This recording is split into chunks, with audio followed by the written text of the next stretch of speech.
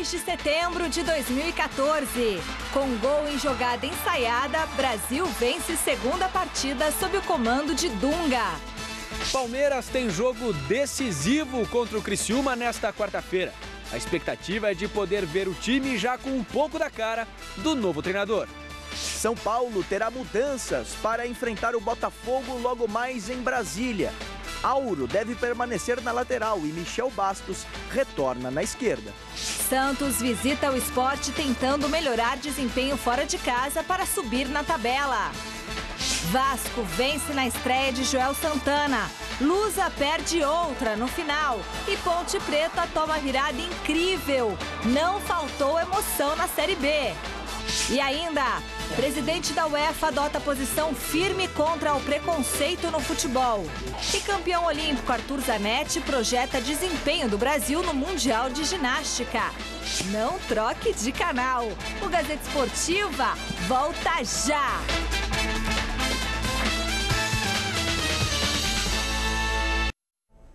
Olá, boa noite! Chegando o Gazeta Esportiva, aqui começa falando da seleção brasileira que mais uma vez não empolgou, mas venceu o Equador por 1-0 no segundo amistoso do técnico Dunga, após o retorno ao comando da equipe canarinha. Veja o gol. Em Nova Jersey, nos Estados Unidos, a seleção brasileira enfrentou o Equador e venceu a partida por 1-0, graças a este gol solitário de William, após bela jogada ensaiada.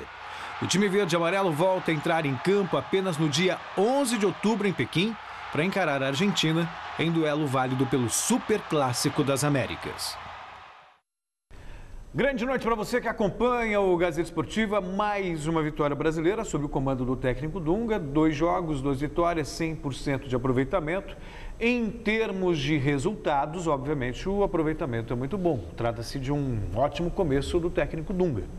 Em termos de futebol apresentado, fica a ideia de que tem muito que melhorar ainda, claro, e nem poderia ser diferente pelo pouco tempo de trabalho. Mas já vê o dedo do treinador, como diria Chico Lang, nesse trabalho. O gol, por exemplo, foi fruto de uma jogada ensaiada. E trabalhada, por quem acompanhou os treinos da seleção, trabalhada a exaustão. Então você já vê no campo uma consequência natural do treinamento feito. Quer dizer, então, isso é um indicador que, com a sequência dos treinos, é possível a gente ter uma seleção melhor do que nós vimos nos últimos tempos. Chico, boa noite. Você está otimista hoje, Celso Cardoso. Boa noite. Boa noite, Michele. Boa noite. Boa noite a todos que estão aqui. Tem que ser otimista. Eu acho que eu também prefiro ser otimista do que pessimista. Mas eu acho que o time está muito dependente do Neymar, continua a mesma coisa. É um time que não tem padrão, é um time que não tem estrutura, é um time que o meio campo não conversa com a defesa não conversa com o ataque. É um negócio muito complicado. Esse gol aí, que mais ou menos é um gol que é mais fruto do entrosamento que existe entre os jogadores no Chelsea do que qualquer outra coisa. Não deu para sentir o dedo do Dunga ainda. Não, é que na verdade... O dedo do Dunga ainda não deu para sentir o dedo do Dunga. É que na verdade quem estava acompanhando o treino da seleção disse que testemunhou esse tipo de jogada sendo trabalhada. Isso faltou na seleção do Felipão. Não faltou. Eu acho que faltou na seleção do Felipão mais treino. Isso sim. Treino e tática. Mas aí que tá. Mas lá a seleção era dividida em compartimentos. Defesa, meio campo e ataque, como nós três pudemos ver lá. Não tinha jogada ensaiada. Inclusive até a Anitta esteve lá. E dava para perceber isso aí.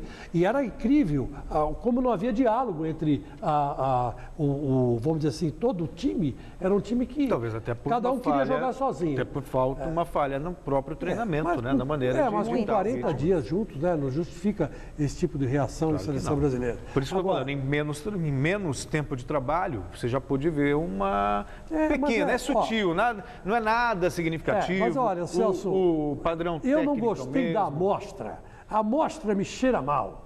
Sabe quando você pega aqui na amostra e você fala, porque vai ser um sofrimento. Vai ser um sofrimento.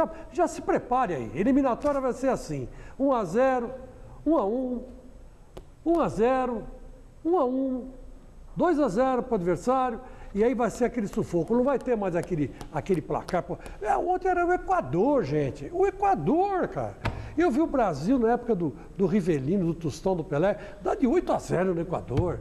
7-0 no Chile. O Brasil não consegue fazer gol. O Neymar perdeu um gol debaixo do gol livre. Quer dizer, eu acho que essa seleção do Dunga aí está ainda desejando muita coisa. Está pior que a do Felipão. Porque o Felipão ainda tinha a esperança de que aquela seleção repetisse o futebol, né, mostrado na Copa das Confederações. Essa aí não tem esperança nenhuma.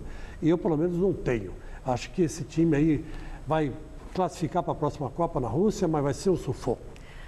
Bom, vote na enquete que está no ar no site gazetesportiva.net e hoje é sobre o início da era Dunga. Nós queremos saber, você gostou da atuação do Brasil nos amistosos sob o comando do técnico Dunga? Sim ou não, Celso? Só para não ser incoerente, gostei dos resultados. Da apresentação, não. Peraí, a pergunta é, você gostou da atuação do Brasil? Vou desenhar. Dos resultados, eu gostei. Da apresentação, que é a pergunta, deixa eu explicar. Não. Da atuação do Brasil, não gostou. Não gostou, Chico Lang. Não gostei. Não gostou. Achei péssima. Ah, bom, entendeu? A enquete é essa. Se você gostou da atuação do Brasil, não faça como o Celso Cardoso, seja específico, tá bom? Senão você não vai votar na enquete, não vai conseguir explicar. Repito, não gostei da apresentação, mas gostei dos resultados. Óbvio, venceu. Brincadeira. Bom, a gente quer saber a sua opinião, o resultado sai no final do programa de hoje. Quer que eu repita? Não, Celso Cardoso. Campeonato Brasileiro, daqui a pouquinho o Verdão tem um duelo importantíssimo contra o rebaixamento. Pega o Criciúma, que vem logo abaixo na tabela. E o repórter Felipe Boril está no Pacaembu para acompanhar o duelo. E é para lá que nós vamos. Boa noite, Boril. Como é que você tá? Me diz o seguinte, qual que é a expectativa de público para essa noite?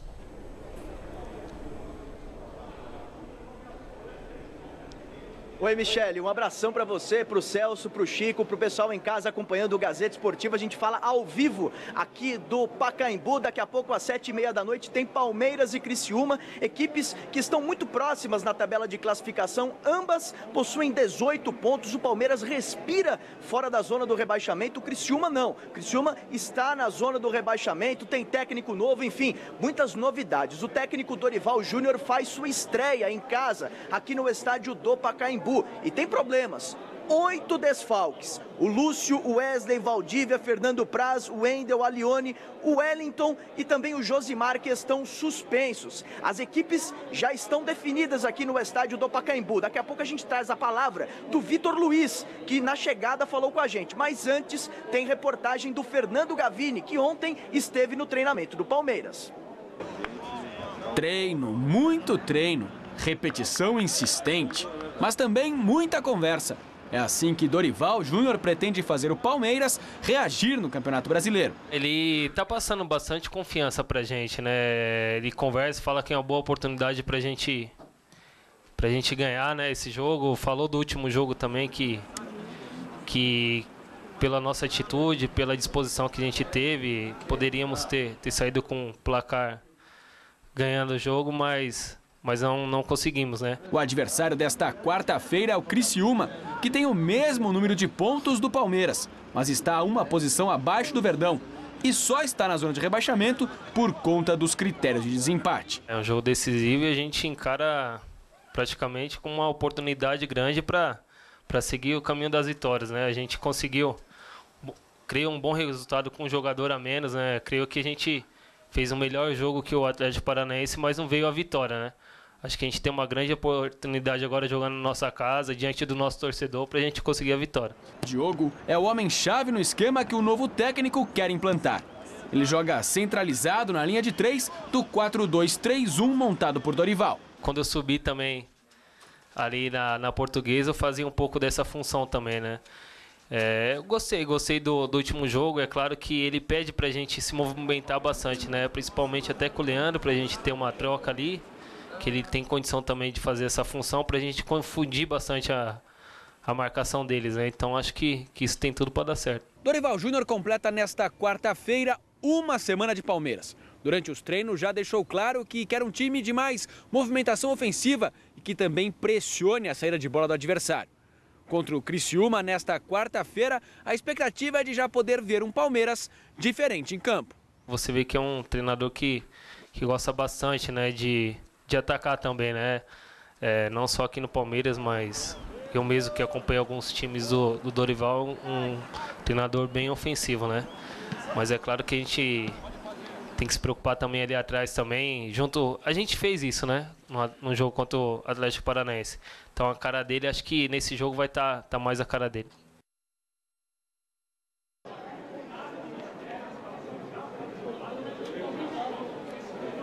Legal, as informações do Palmeiras, que ontem treinou, enfim, uma semana de trabalho do técnico Dorival Júnior. E aqui no Pacaembu, como eu disse, as equipes já estão confirmadas. O Criciúma vai com o Luiz no gol, Luiz Felipe, Fábio Ferreira, Ronaldo Alves e Júnior. Rodrigo Souza, João Vitor, Kleber Santana e Paulo Baier. Na frente, Lucas e Silvinha. Vou pedir pro Claudinei vir aqui para você em casa acompanhar a escalação do Palmeiras. Aqui, Fábio no gol, o Eldinho, Tóbio, Vitorino e Vitor Luiz. Renato, Marcelo Oliveira, Juninho, Leandro, Diogo e Henrique, técnico Dorival Júnior. Daqui a pouco a gente volta aqui do estádio do Pacaembu com a palavra do Vitor Luiz, que será titular do Palmeiras esta noite. Tá bom, Michele? Tá certo, Esboril. E aí o Dorival, Celso Cardoso, vai repetir o time que enfrentou o Atlético Paranaense, coisa que o Gareca praticamente não fez porque estava sempre mudando a equipe. Já foram vendidos mais de 13 mil ingressos. Bom, o jogo é mais tranquilo para o Palmeiras, é um jogo em casa, no estádio do Pacaembu, com o apoio da torcida e contra um adversário que luta para não cair. Então o Palmeiras tem tudo para somar 3 pontos e aí, somando 3 pontos, vencendo em casa, a tendência é o time ganhar mais confiança e o ambiente também fica um pouco mais tranquilo, né, Chico? Com certeza, né, Celso? O Criciúma é um adversário também que, jogando em casa, quase que perde do Corinthians, o 5º time do Corinthians, tinha uns 7 desfalques do Corinthians, contando com o Kleber que foi vendido, mais o Romarinho, mais 5 desfalques. Quer dizer, mesmo assim o Corinthians voltou de lá com empate. E se o Mano Menezes não tivesse alterado o esquema para o segundo tempo, tirado os 2 atacantes que estavam pressionando bastante a defesa do Criciúma e 2 garotos que não são lá grande coisa, um é o Michael, que tem 17 para 18 anos, o outro é o Romerito. O Corinthians teria vencido lá em Criciúma. Teria vencido, porque o Corinthians tirou o pé, o Mano, para variar, segurou. Se o Palmeiras hoje for em bloco, atacar, tomar cuidado com os contra-ataques, coisa que o nosso Dorival Júnior sabe fazer muito bem, é montar primeiro, começar a armar o time pela defesa, né, que é o certo, né? E eu acho que não vai ter problema nenhum, não. O Palmeiras deve conseguir uma boa vitória. E daqui para frente, eu fiz uns cálculos, Celso, faltam 19 jogos. O Palmeiras tem que ganhar pelo menos, por baixo, 10 jogos. 10 jogos. 10 jogos. 10 jogos, 30 não depende pontos. De ninguém, não depende de ninguém. Está fora da zona, já está com 17, 18 pontos, né?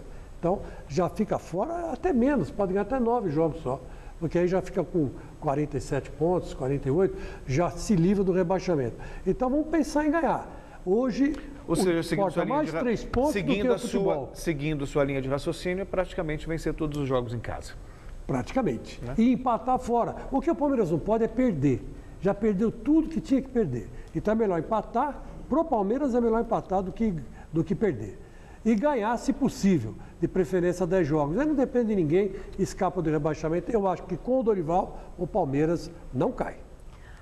Muito bem, 29 gols em 9 jogos e uma média de pouco mais de 3 gols por partida. Esse foi o saldo da rodada de ontem na Série B. Apenas Boa Esporte e ABC ficaram no 0-0. No Maranhão, Sampaio Corrêa venceu o Icasa por 3-2. Veja os gols dos outros jogos. Em Campinas, a Ponte Preta conseguiu algo inacreditável. A equipe saiu perdendo para o Atlético Goianiense. Gol de André Luiz. No entanto, a Macaca foi buscar a virada ainda na etapa inicial. Primeiro com Lino, que marcou contra. Depois com Thiago Alves de cabeça. Veio então o segundo tempo e a Ponte fez o terceiro com Tomás. Porém, os 3-1 duraram até os 37 minutos, quando então aconteceu um apagão. Lino, que havia feito contra, se redimiu e descontou para o Atlético, 3-2. 4 minutinhos depois, Josimar empatou o jogo. O resultado já poderia ser considerado heróico, mas o mesmo Josimar, no ataque seguinte, marcou o 4º gol e garantiu uma virada espetacular do time goiano.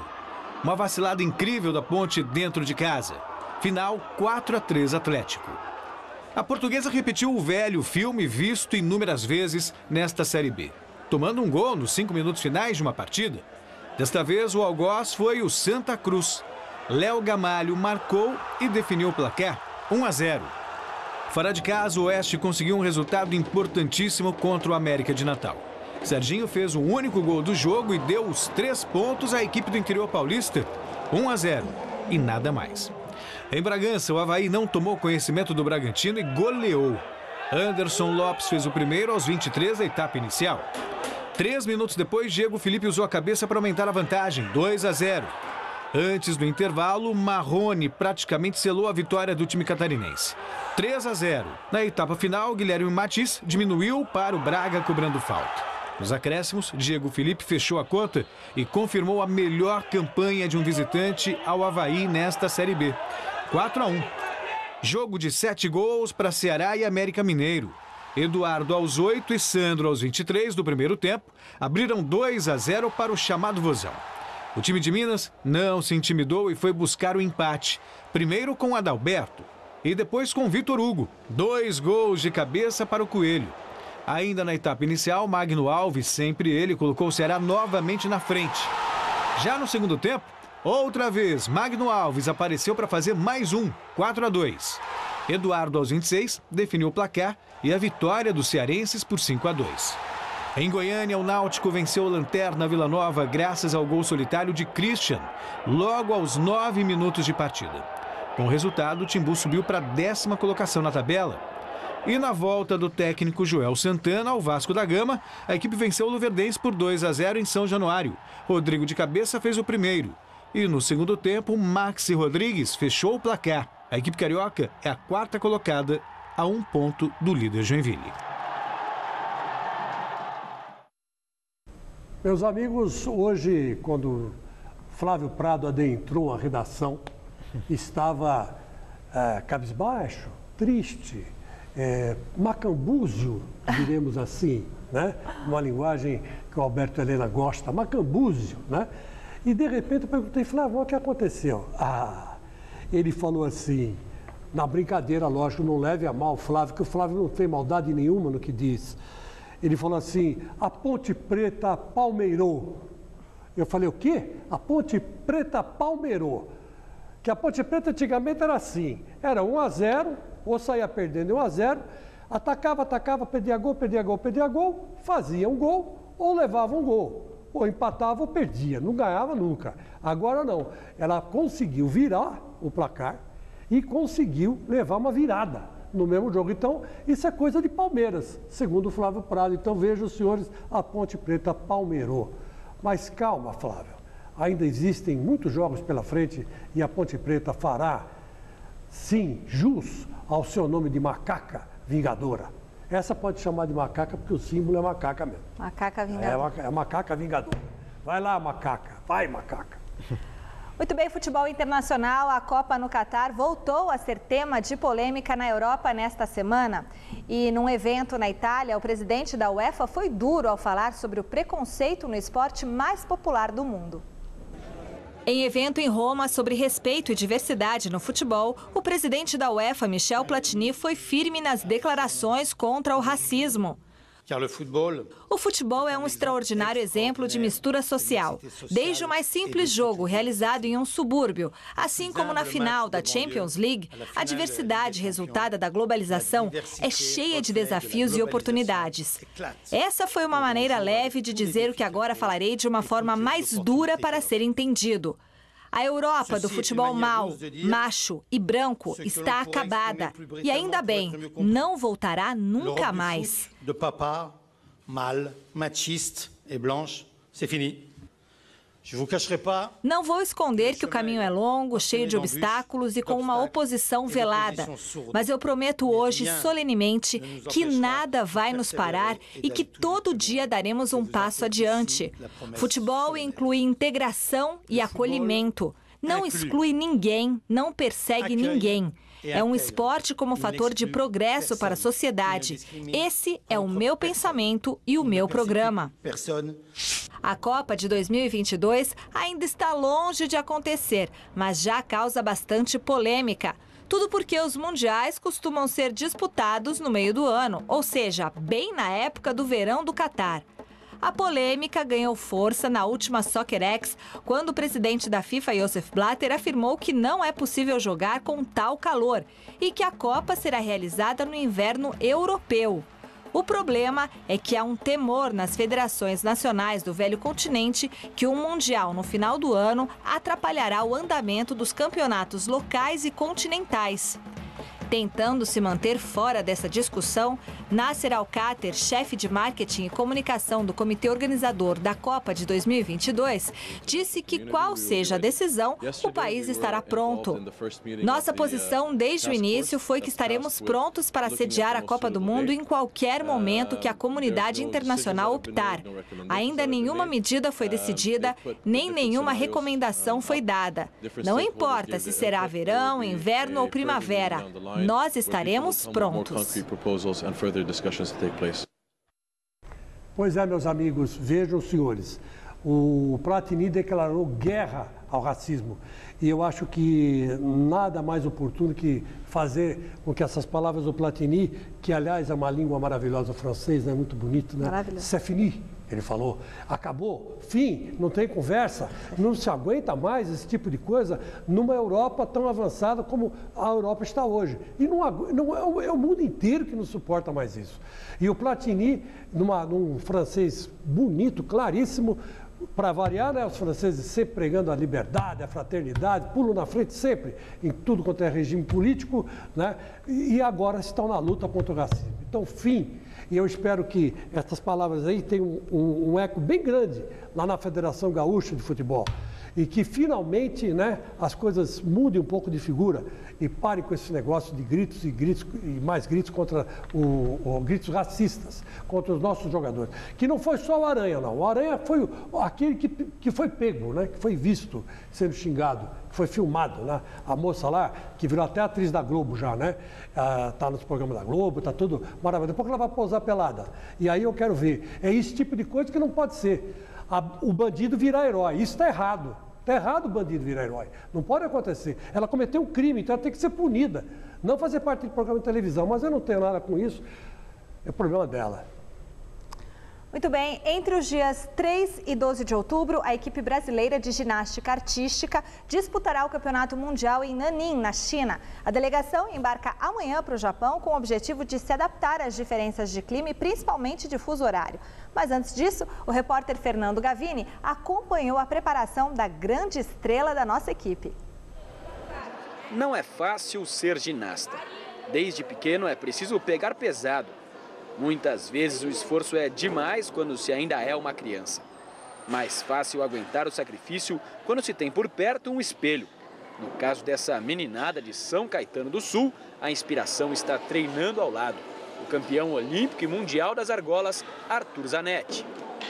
Ter o espelho dentro do ginásio também é melhor ainda. Pelo menos eles podem observar algo que eu faço, ou não só eu, mas temos vários outros atletas adultos que também fazem parte da seleção. E acaba pegando detalhes que pode servir para ele. Arthur também teve seus espelhos na carreira, mas eles não estavam só dentro do ginásio em que ele treinava. Michael Jordan, Bernardinho, Michael Phelps, então esses são uns exemplos, acho que eu me espelhei para chegar onde eu cheguei.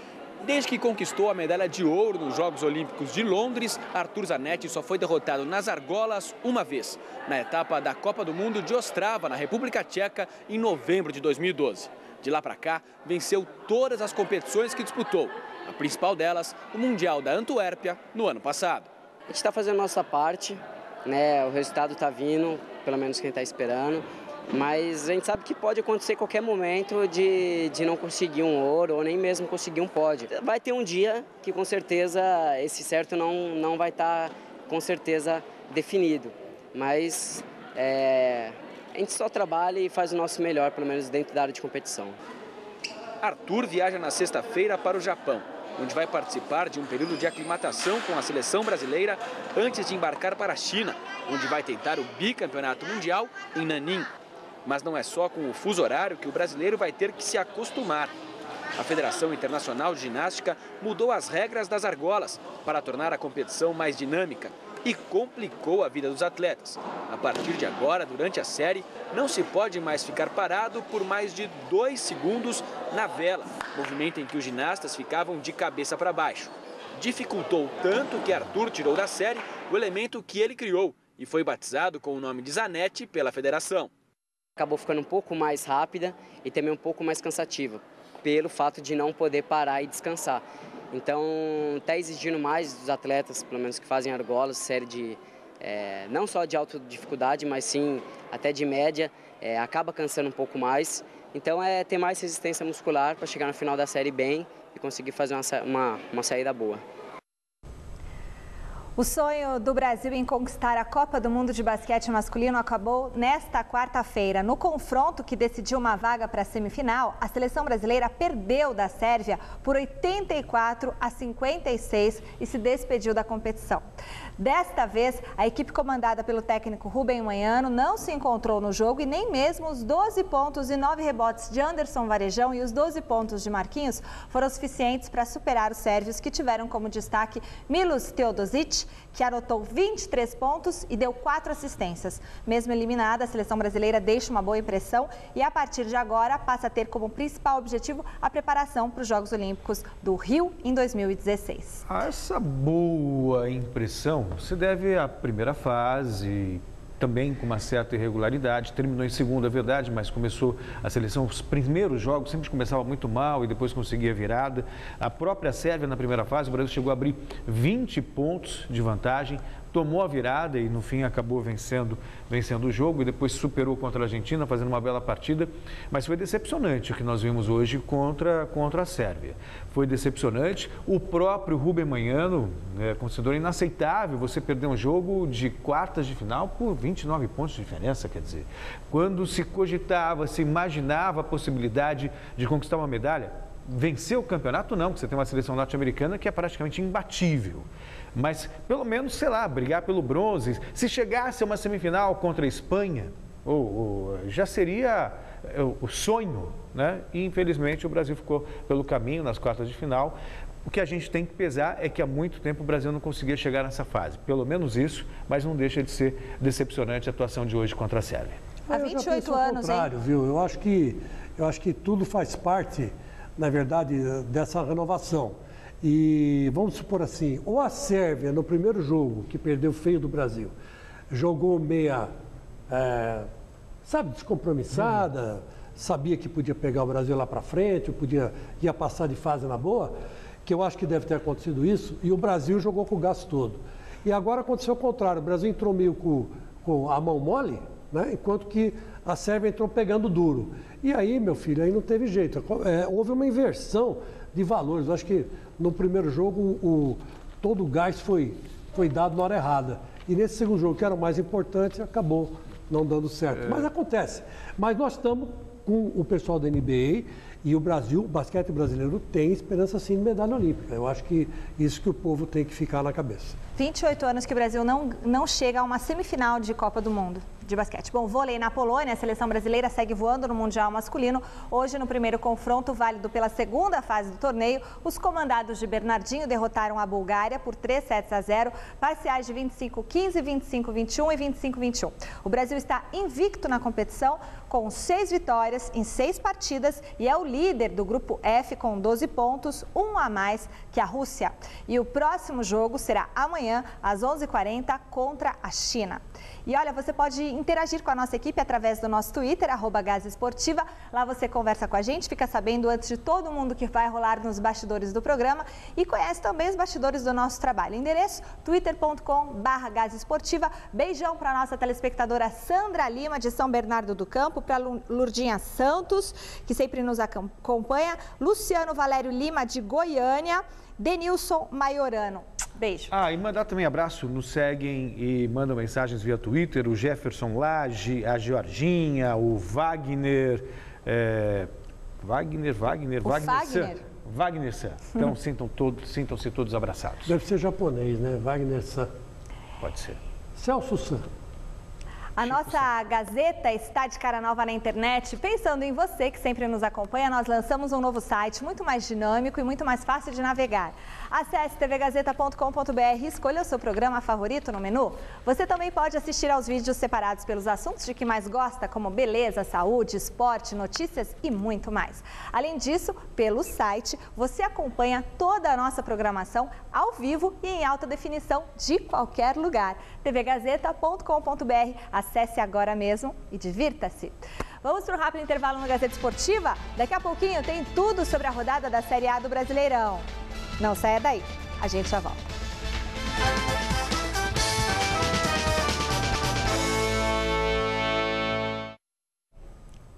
Oito jogos nesta noite e mais 2 amanhã completam a 20ª rodada do Campeonato Brasileiro, a primeira do segundo turno. 3 partidas começam às 7h30. No Pacaembu tem Palmeiras e Criciúma. O Figueirense enfrenta o Fluminense em Florianópolis e o Grêmio recebe o Atlético Paranaense em Porto Alegre. Às 9 horas jogam Coritiba e Chapecoense no estádio Couto Pereira e na Arena Pernambuco, Sport e Santos. Às 10 da noite tem Vitória e Inter no Barradão, Goiás e Flamengo na Arena Pantanal em Cuiabá e no Mané Garrincha em Brasília jogam Botafogo e São Paulo. Amanhã, às 7h30, o Corinthians enfrenta, olha só, o Atlético Mineiro na Arena em Itaquera e às 8h30 tem Cruzeiro e Bahia no Mineirão. O Grêmio está em 6º lugar no Campeonato Brasileiro e uma vitória hoje contra o Atlético Paranaense pode colocar a equipe de Felipão entre os 4 primeiros colocados da tabela.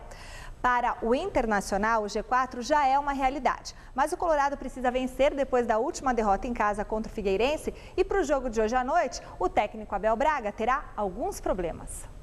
O Inter entra em campo essa noite contra o Vitória com muitos desfalques, fato que já virou rotina para o técnico Abel Braga. Há 4 meses, o treinador não consegue repetir o mesmo time em 2 partidas seguidas. As principais ausências para o duelo de hoje serão o meia Alex, suspenso pelo 3º amarelo, e Williams, que está com uma lesão no pé. Apesar da escalação diferente, o atacante Jorge Henrique tem a fórmula para o clube se dar bem no Barradão. Temos que fazer o que fizemos fora contra o Palmeiras, jogar por um gol e marcar os 90 minutos. E tá atento. Do lado do Grêmio, o time vive um bom momento. Sob o comando do experiente Felipão, o tricolor gaúcho conquistou 3 vitórias nas últimas 3 rodadas e hoje em casa vai em busca do 4º triunfo consecutivo contra o Atlético Paranaense. Todo o grupo aí está buscando retirar o máximo dele de experiência para estar buscando o nosso crescimento individual e coletivo também.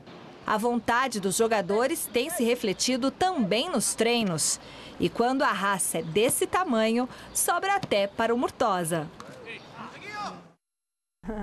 E vamos voltar ao estádio do Pacaembu, onde está o repórter Felipe Zboril para acompanhar o duelo entre Palmeiras e Criciúma.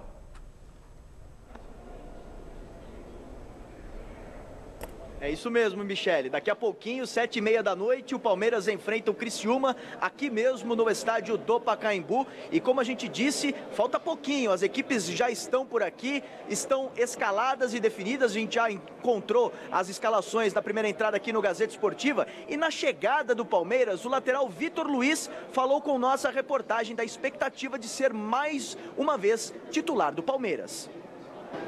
Podemos encarar esse jogo de hoje, o início do segundo turno, como um divisor de águas aí para o Palmeiras? Não, claro. Creio que a equipe concentrou bastante. Creio que vamos fazer uma excelente partida hoje, pelo que a gente vem trabalhando tudo. O espírito da equipe está diferente também. Então, creio que vamos fazer uma excelente partida hoje. Dá para prever o que esse time já tem de Dorival Júnior? Não, prever, cara, eu não sei, dá pra prever. A única coisa é que vamos trabalhar bastante e tentar a vitória sempre. Desde que o Dorival chegou, ele colocou o Juninho ali do teu lado. Como é que tá sendo atuar com um cara mais experiente, que era da posição, que tá jogando um pouquinho mais à frente de você agora? É gratificante também, porque o Juninho, ele é um cara mais ofensivo que eu, todos sabemos disso. E eu tô procurando dar total respaldo para ele, marcando para dar total liberdade para ele atacar.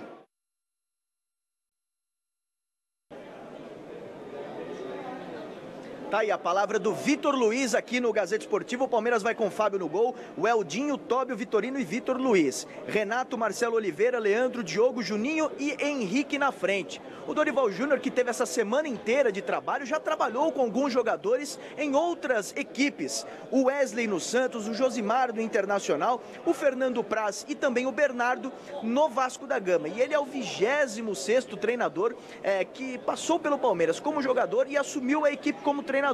Em 2010 foi o Antônio Carlos, o último que foi jogador e treinou o Palmeiras por aqui. Daqui a pouquinho, 7h30 da noite, Palmeiras e Criciúma aqui no estádio do Pacaembu. Amanhã todos os detalhes dessa partida aqui no Gazeta Esportiva. Tá bom, Michele? Tá certo, Esboril, muito obrigada, bom trabalho para você aí.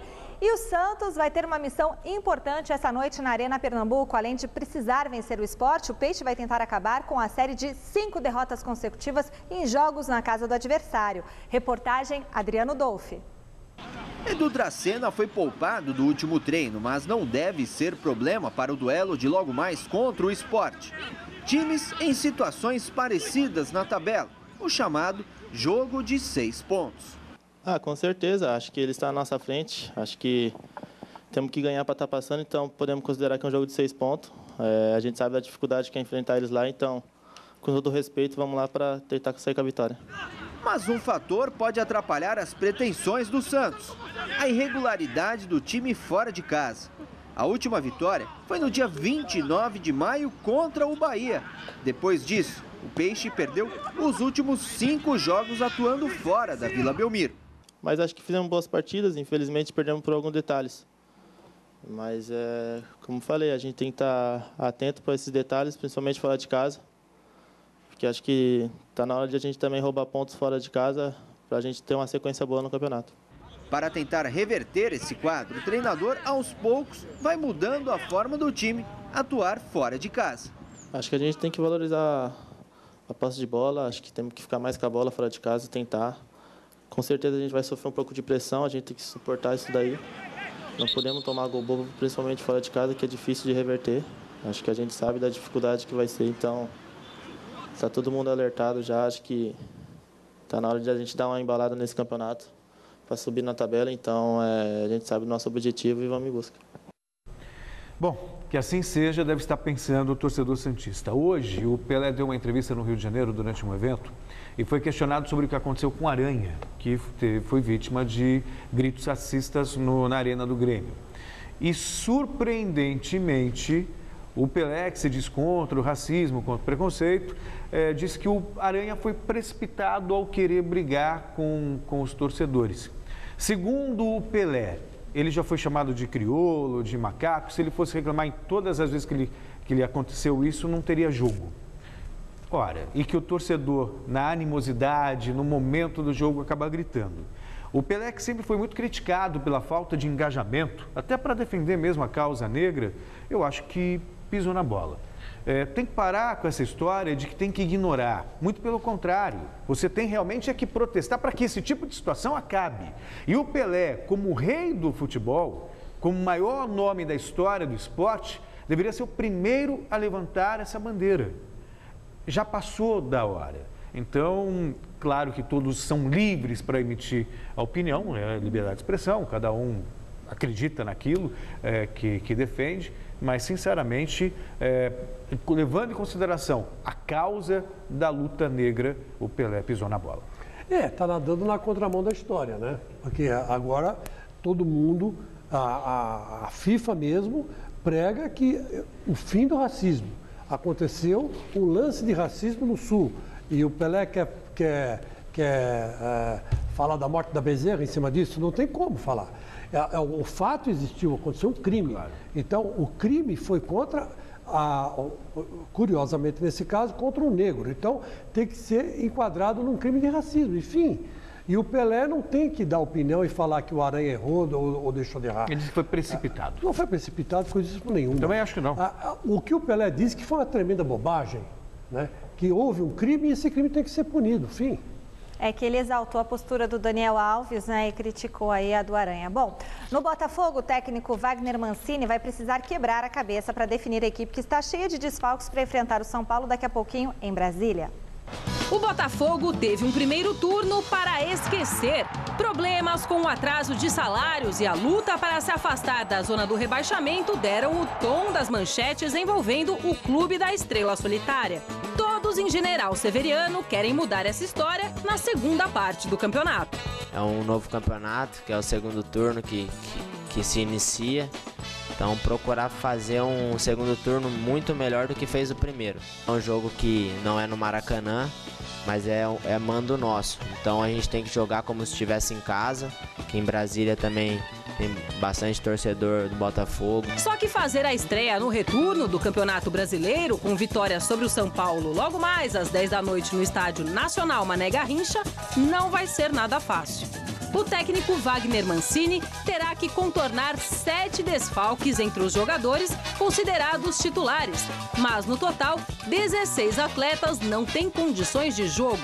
A baixa mais recente foi a do atacante Emerson Sheik com amidalite. Com tantos problemas, improvisar será a solução. Estou acostumado a jogar no meio do campo e jogar na lateral fica um pouco complicado, mas como eu já falei, já atuei nessa posição também, não é uma surpresa para mim se for acontecer. Toda a equipe, 3 fisioterapeutas trabalhando o tempo inteiro, todos os métodos para a gente tentar agilizar isso. A gente tem o tempo da biologia, a biologia do tecido precisa de um tempo para recuperar. A gente, infelizmente, algumas vezes a gente tem um jogador no departamento médico, às vezes a gente tem 5, 6... O São Paulo quer aproveitar a regularidade das últimas boas apresentações para vencer o Botafogo e continuar na perseguição ao líder Cruzeiro. O repórter Felipe Sboril acompanhou o último treino do tricolor. A verdade é uma só. Do início do Campeonato Brasileiro até agora, o São Paulo melhorou e muito de rendimento. É só olhar para a tabela. Hoje o tricolor ocupa a 2ª colocação e precisa correr para chegar no Cruzeiro. A gente está jogando um futebol bem melhor do que a gente vinha jogando. A gente tem que tomar como parâmetro o nosso futebol. E o que a gente vinha demonstrando no início, que era jogos bons, jogos ruins. Hoje a gente está mantendo uma regularidade. Então eu vi que a gente evoluiu, só que é difícil a gente se comparar com o Cruzeiro. Para diminuir essa diferença de 7 pontos, o time de Muricy Ramalho entra em campo esta noite, precisando de uma vitória.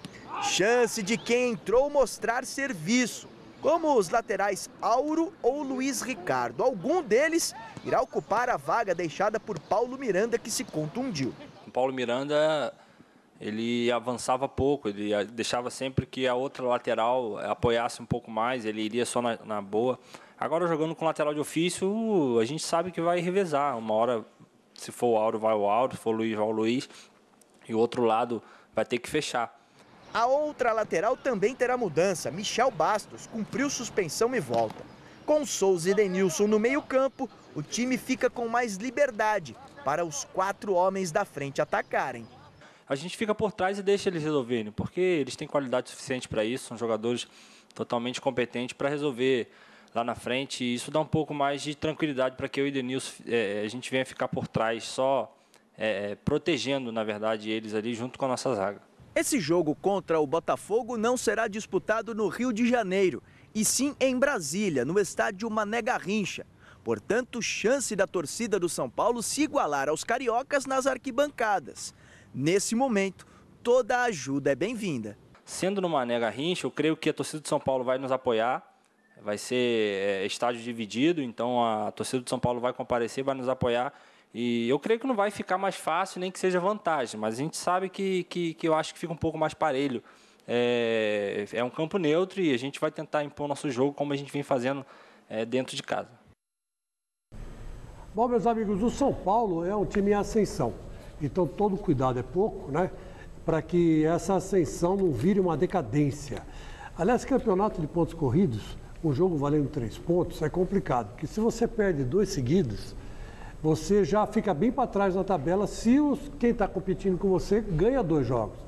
Então, o São Paulo está mais ou menos nesse limiar. É o que está mais perto do Cruzeiro, mas como é a virada, nesses 5 primeiros jogos ele precisa se definir. Tanto é verdade que o Rogério Ceni veio a público e disse, olha, nossos próximos jogos, inclusive de domingo contra o Cruzeiro, vai ser definitivo. Ou ganhamos no Cruzeiro, ou não aspiramos o título. Então é bem isso mesmo para o São Paulo. Se veja só. Esse comecinho de campeonato é crucial. Se o São Paulo, por exemplo, ganha do Botafogo hoje, depois ganha do Cruzeiro, essa diferença já pode cair para 1 ponto se o Cruzeiro tropeçar no meio da rodada. É verdade. Né? Agora, e tem uma vantagem do São Paulo também, né? Porque o jogo que seria no Rio de Janeiro vai ser no Mané Garrincha, em Brasília. Portanto, campo neutro, há uma vantagem para o São Paulo. Eu acho que mando de campo no campeonato por pontos corridos deve ser sagrado. Mas a CBF não pensa assim. Mas o Botafogo está duro, né? O Celso está vendendo o almoço para poder jantar. Então, é duro. Deve ter vendido o jogo. Eu entendo, mas do ponto de vista técnico, né, há um prejuízo não só para o Botafogo, como para os demais concorrentes. Muito bem. O técnico Mano Menezes comandou nesta quarta-feira o último treino antes do jogo contra o Galo. Do CT Joaquim Grava, o repórter Osmar Garrafa tem as informações do timão. O time que vai a campo amanhã contra o Atlético Mineiro na Arena não está aqui. Hoje à tarde, no CT, Mano comandou o último treinamento antes da partida contra o Galo, sem contar com todo o elenco. Dos jogadores que estavam servindo as seleções do Brasil, Uruguai e Peru, apenas o uruguaio Lodeiro se apresentou. Mas o atleta não veio para o gramado. Ele ficou no departamento integrado do clube realizando trabalho regenerativo. Guerreiro, Gil e Elias devem se apresentar ainda hoje ao técnico Mano Menezes. A presença deles na concentração é praticamente certa, mas isso não significa que todos venham ser aproveitados pelo técnico corintiano. Mano confirmou que vai ter uma conversa individual com cada um desses jogadores para saber qual é o real estado físico deles, antes que eles possam ser escalados na equipe titular. Contudo, a escalação para a estreia do Timão no retorno do Campeonato Nacional é puro mistério. O que se sabe é que Luciano, que cumpriu suspensão contra o Criciúma, tem volta assegurada. Ferrugem, que foi absolvido pelo STJD, tem condição de jogo e está à disposição. Com tantos problemas, Michele, o Corinthians só deve ser escalado oficialmente amanhã, momentos antes da partida. O que se sabe é que dos jogadores que estiveram ausentes no último compromisso, dificilmente Mano vai abrir mão do atacante Guerreiro. Até porque o Corinthians precisa de força ofensiva. O Corinthians precisa voltar a vencer no Campeonato Brasileiro para diminuir a diferença do líder Cruzeiro, que hoje é de 10 pontos. Do CT Dr. Joaquim Grava, Osmar Garrafa, para o Gazeta Esportiva. Bom, meus amigos, o Corinthians vive a expectativa de ter os 4 grandes reforços de volta, né? O Elias, o Guerreiro, o Lodeiro, né? E o Gil, sem dúvida nenhuma. Mas isso deve acontecer com certeza e o Corinthians deve arrebentar o Atlético Mineiro. Depois tem mais 2 jogos e será devidamente arrebentado o depenado Galo. Resultado final da enquete do site gazetesportiva.net. Você gostou da atuação no Brasil nos amistosos sob o comando do técnico Dunga? Não, 82% dos votos. O programa de hoje termina aqui. Amanhã, a partir das 6 da tarde, tem mais. Fique agora com o Jornal da Gazeta. Boa noite. E é justamente no Jornal da Gazeta que a gente se encontra daqui a pouquinho. Até já.